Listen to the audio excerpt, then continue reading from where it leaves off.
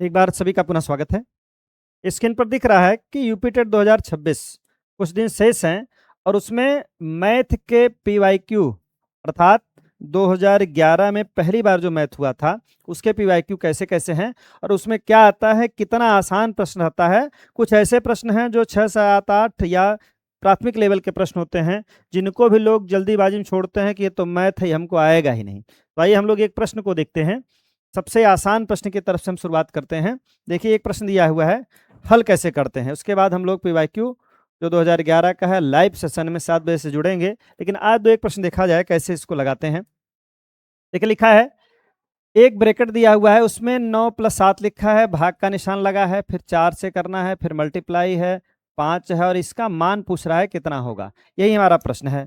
उसमें क्या करते हैं, कोई भी प्रश्न हो अगर वो ब्रैकेट में है, सबसे पहले जानते हैं सामान्य रूप से कि हमको भाग लगाना है, फिर गुणा लगाना है, फिर जोड़ करना है, फिर घटाना करना है। लेकिन अगर उसमें भी सबसे पहले आपको ब्रैकेट मिल गया तो आपको ब्रैकेट हल करना है। देखिए, ब्रैकेट का मतलब वो जो कोष्टक होते हैं उनको हल करेंगे। तो उनको हल करते देखिए हमारा प्रश्न यही है। क्या था प्रश्न, देखिए 9 + 7 था और इसी के साथ हमको जोड़ देना है पहला ब्रैकेट। देखिए 9 + 7 ये दिया हुआ था, भाग का निशान था, 4 था, गुणा करना था और पूछा था ये कितना आएगा, यही प्रश्न है।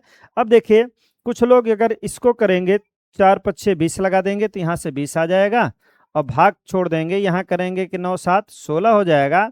अब यह है कि 16 में 20 से भाग करनी है। भाग का मतलब हो जाता है बटा कर देना। भाग को एक भाग हम भिन्न की प्रक्रिया में ले चलें तो उसको बटे बोल देते हैं। इसका मतलब हम यह कह सकते हैं 16 में भाग करना है किससे, 20 से। अब ये इसको काटते हैं, काटने का मतलब महत्तम से भाग देते हैं, उसके मसप से देखिए 4 से कट जाएगा, 4 × 5 = 20 और 4 × 16, 4 × 5 = 20, 4/5।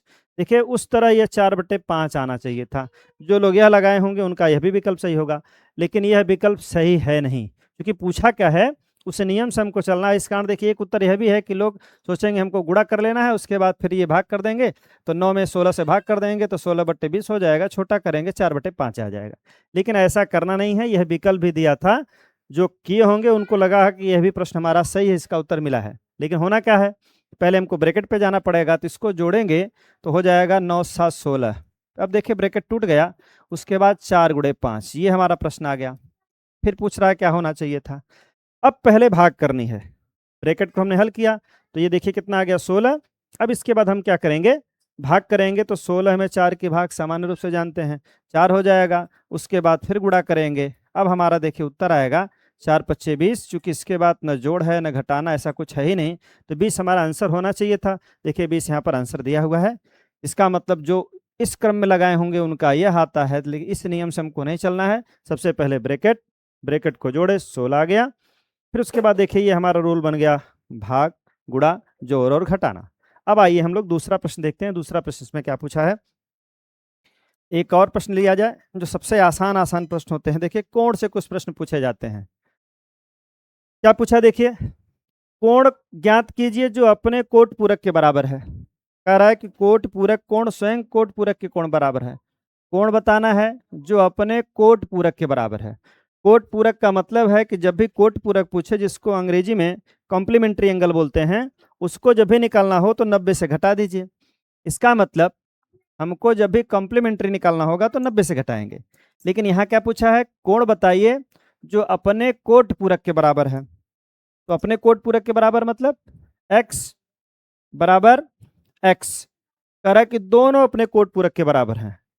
x बराबर x है, अगर हम यह मान लें x है तो दोनों एक दूसरे के बराबर, उस नियम से अनुसार वही होना चाहिए। हम वह कह भी सकते हैं कि वह मान लीजिए कोण x है तो वह अपने कोट पूरक के बराबर है, तो x बराबर x है। होना क्या चाहिए था, जब दोनों एक दूसरे के बराबर हैं तब अब दोनों का योग 90 होना चाहिए था। तो चूंकि जानते हैं कि कोट पूरक जो होता है वो दोनों मिलकर 90 होना चाहिए, तो यहाँ पर देखिए बीजगणितीय नियम से देखिए यहाँ पर इसका जो गुणांक है, कोफिशिएंट है, इसको जोड़ लेंगे तो 2x हो जाएगा। 2x बराबर 90, x का मान।